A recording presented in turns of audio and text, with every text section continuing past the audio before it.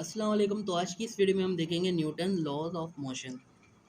Newton ने 3 laws दिए थे मोशन के ऊपर। तो हम देखते हैं इसका पहला लॉ क्या है। Newton state that a body continue its state of rest or of uniform motion in a straight line provided no net force act on it. मतलब कि जब हमारे पास कोई बॉडी है वो अपनी स्टेट चेंज नहीं करती, या तो वो चलती रहती है या तो वो रुकी रहती है, जब तक उसके ऊपर कोई फोर्स अप्लाई ना हो। तो फर्स्ट लो सिंपल यही है कि अगर सिंपल आपके पास ये पेन पड़ी हुई है, ये रुकी हुई पड़ी हुई है, लेकिन जब तक हम इसको फोर्स ना दें तो ये आगे नहीं जाएगी। तो इसमें बस सिंपल यही बताते हैं कि फर्स्ट लॉ में न्यूटन ने ये कहा था कि जब बॉडी है वो अपनी स्टेट में ही रहती है, चाहे वो यूनिफॉर्म, चाहे वो एक मोशन में चल रही हो, चाहे वो रुकी हुई हो। तो देख लेते हैं अभी इसका सेकेंड लॉ क्या है।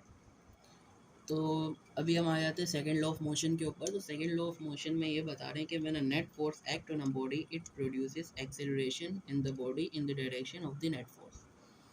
मतलब कि जब कोई नेट फोर्स अप्लाई होती है बॉडी के ऊपर तो वो एक्सेलरेशन प्रोड्यूस करती है, और जब वो एक्सेलरेशन प्रोड्यूस करेगी उसका डायरेक्शन चेंज होगा, मतलब वो एक डायरेक्शन से दूसरी डायरेक्शन पे जाएगी नेट फोर्स की वजह से और एक्सेलरेशन की वजह से। तो इसमें ये बता रहे हैं the magnitude of this acceleration is directly proportion to the net force. मतलब कि जो मैग्नीट्यूड होगा एक्सेलरेशन का, जो एक्सेलरेशन होगी वो डायरेक्टली प्रोपोर्शन होगी नेट फोर्स के एक्टिंग ऑन द बॉडी, जो कि बॉडी के ऊपर एक्ट करी, और इन्वर्सली प्रोपोर्शन होगी मास के ऊपर, और इन्वर्सली प्रोपोर्शन होगी मास के। तो फोर्स जो है वो इन्वर्सली प्रोपोर्शन है मास के और डायरेक्टली प्रोपोर्शन है एक्सेलरेशन के। और इसका हमारे पास फोर्स का जो कि बेसिक फॉर्मूला है वो है F is equals to M.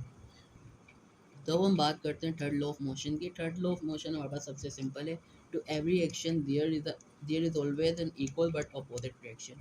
मतलब इसमें ये कह रहे हैं every action there is an equal but opposite reaction, मतलब जो भी हम काम करते हैं उसका हमारे पास अपोजिट रिएक्शन होता है। मतलब कि जब हम किसी दीवार पे पंच करते हैं तो जितना उसको लगता है उतना हमें भी लगता है, मतलब हमारे हाथ में भी उतने ही पेन होते हैं जितना उसमें होता है। और अगर हम कोई बॉल को दीवार पे मारते हैं तो वो हमारे पास बाउंस बैक करके आती है।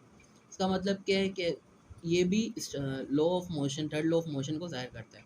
और ऐसे ही अगर हमारे पास एक रिवॉल्वर है, एक गन है, उससे हम फायर करते हैं तो आपने नोट किया होगा कि जब भी हम फायर करते हैं हमारा हाथ भी खुद पीछे जाता है। मतलब जितनी फोर्स आपके बुलेट निकलने पे लग रही है उतनी फोर्स आपके हाथ पे भी लग रही होती है, तभी उसे हम रिकॉइल कंट्रोल कहते हैं। आपने शायद पबजी वबजी में अगर खेलते होगे तो आपको पता होगा कि रिकॉइल कंट्रोल क्या होती है। उसमें आपका हाथ का ही मसला होता है कि जब आप हाथ से फायर करते हो तो आपका हाथ खुद भी पीछे होता है। वो पीछे क्यों होता है? क्योंकि उस पर लो थर्ड लॉ ऑफ मोशन लग रहा होता है, जिसका स्टेटमेंट ये, to every action there is always an equal but opposite reaction.